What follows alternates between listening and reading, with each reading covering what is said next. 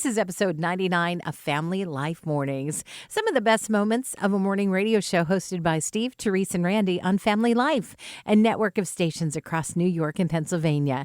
Would you subscribe today so you don't miss a thing and find out more about what we do at familylife.org? Here's just a bit of what you're going to hear in the next few minutes. That's great news. So Scott's a very lucky man. That's right. Scotty McHottie, that's what I call him. We're part of your complete breakfast. Family Life Mornings. I didn't realize how much everybody hates these. I mean, I didn't realize that I hate these until I read that 90% of people hate when they get a voicemail. And I've never really thought about it. It's like somebody calls, you miss the call. Sometimes you see that they leave a message, but then you got to go listen to the message, and then you've got to call the person back. And then sometimes when you call them back, they're not available. And then I went, oh, yeah, I really do kind of hate voicemail. So I thought, how much do I hate voicemail? So I opened my phone and I looked at my voicemail. Mm-hmm. I need to apologize to 59 people. Oh. Okay, but in my defense, some of those people I just called back without listening to the message, because it's like, well, I don't need to hear the message. I'm just going to call them right back. You don't have any voicemails in your phone, do you? I actually don't. I don't get them that often, and I don't have any there now. Note to self, call Randy and leave a voicemail. No, that's okay. That's okay. Are you just starting your day? Well, so are we.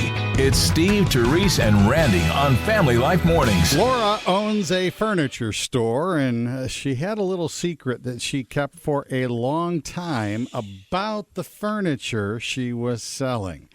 One day she and her husband were on vacation and walked into a cute little workshop, and she happened to find a bag that was filled with a bunch of little wooden crosses.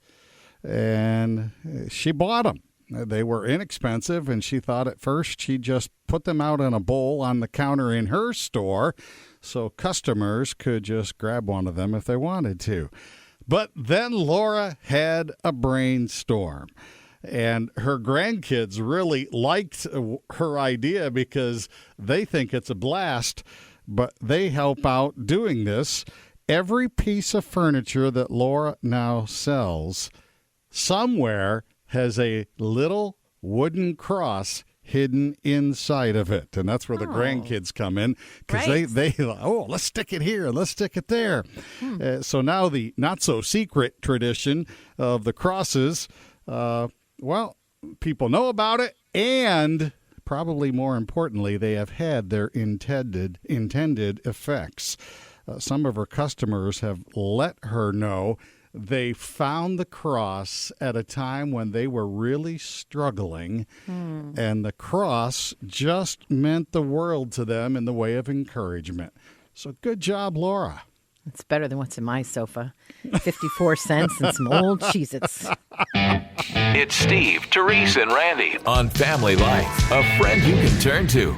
Okay, if you were to bump into an apple tree, like you didn't even see it in front of you and you bumped into it full force because you were talking to somebody or on your cell phone or something. Okay, you bump into the apple tree. What falls from the apple tree?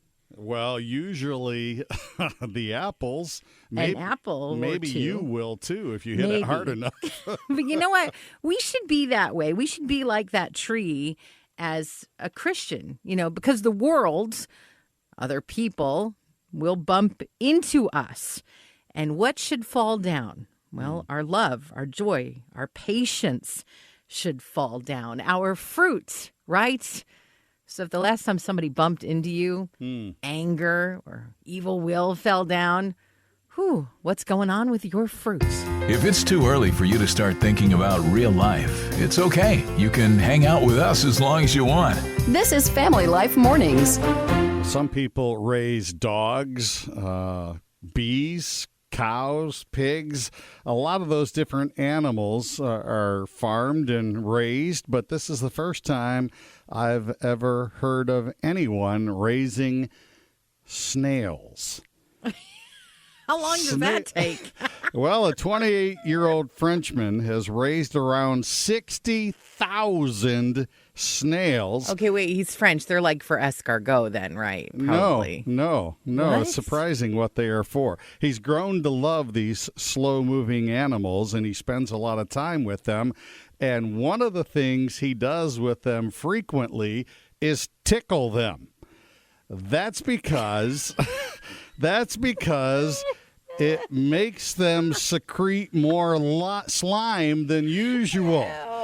And the slime that comes out of snails, evidently it is full of aging and skin healing properties. He turns it into soap, and it's a big seller in Asian countries. Slime from a snail on your face. I have a joke about snails. Oh, yeah? Yeah, you know what the snail said when he was riding on a turtle? What? When you wake up with Family Life, you get the encouragement you need to start the day. His organization not calling me anytime soon, but let me explain. First of all, I was video chatting with our son and daughter-in-law the other day, and like any good male, when there's a female in his life that he notices that they got a haircut, you go, "Hey, I love your hair. Good, got your haircut." You know, Yeah. Right. Women like when you notice that. And she Yes. goes, "Oh yeah." She goes, I donate my hair every several years. I get it cut and then donate it because there's lots of organizations. That's what I mean by those organizations won't be calling me anytime soon for their hair donation. Right. I barely have enough to get by. But anyway, these are great organizations that make wigs for kids and people who have medically induced hair loss, and Right. and that is a great thing. She has not. She says hers is still in the back. Hadn't given it yet, but do it very soon. This one was strange in that a lady had her hair for 60 years donated, actually given to her by her aunt 60 years ago when she was 12 years old. Her aunt left her a few braids of her hair just to keep, and so she found it in a place up in the attic, and then she's now going to donate that hair that her aunt gave 60 years ago. So what a great use of that family heirloom. I'm sorry, that's a silent H. That's heirloom. I'm sorry, that's my mistake. They're morning people because they love mornings and people. It's Steve, Terese, and Randy on Family Life Mornings. You've just cooked a great meal, and now it's time to clean up. So what do you do with that used cooking oil? Some will tell you, well, it's probably best just to let it harden. Then you can scrape it out into a container and throw it in the trash. But now there just might be a better way to handle that used cooking oil, and this could really take off, literally. Plus, this is good for the environment. An Air France plane recently flew from Paris to Montreal using aviation fuel that was 16% used cooking oil. It's better for the environment. It burns cleaner. So, your Wesson for the day? Fry the friendly skies. We hope the rest of your day is just as much fun as this. Family Life Mornings with Steve, Terese, and Randy. So many firsts in the medical field over the last decade or so. And when I saw this one, it just really, well, I was going to say caught my eye. The world's first veterinarian saved a tiger's eye. A couple things about this really stood out to me. I'll say that instead. One, I didn't realize that they had surgery before, but the tiger can have cataracts. Cataract. I mean, a true story. It is true. It right. is true. They had cataracts, and then even further, they found an ulcer in one of the eyes. So they had an eye specialist come in, this vet, and fixed it. And another thing that I think pretty much probably happened, you know, sometimes you go into surgery and they pipe music in to the operating room. Yes. Yeah. Well, I would imagine they did it this time as well. Anybody recognize that song? Anybody? Anybody I get it. doesn't know? So Well, I know. did the tiger make it? Yes, he was a survivor. That's for people who really know that song. Family Life Mornings with Steve, Terese, and Randy. Thanks for making us part of your day. We're a friend you can turn to. Well, this is an extra special recipe for this year, and I love trying new recipes. And so when you hear about like you got to make this year kind of thing, I'm like, all right, I'm in. So it starts with a pot of water and some Old Bay seasoning. Can you smell that already? Like bubbling in there. Some garlic, potatoes, onions, corn, sausage is in there. You think we're making like a jambalaya kind of something going on, right? And then you add your protein, 4 pounds of your protein. And you might think, well, chicken would go good. No. Shrimp would go good in there. Chicken and shrimp, 4 pounds, right? No. This recipe does not call for chicken or shrimp or anything like that. This recipe calls for 4 pounds of large cicadas. Oh. I'm gonna wait like maybe another 17 years, and then maybe I'll try the recipe this year. No. Are you just starting your day? Well, so are we. It's Steve, Terese, and Randy on Family Life Mornings. My wife Audrey finds me extremely attractive. She doesn't have to say anything, and I know it beyond a shadow of a doubt. Let me bring him in Bob Price here. Bob? Hey, guys.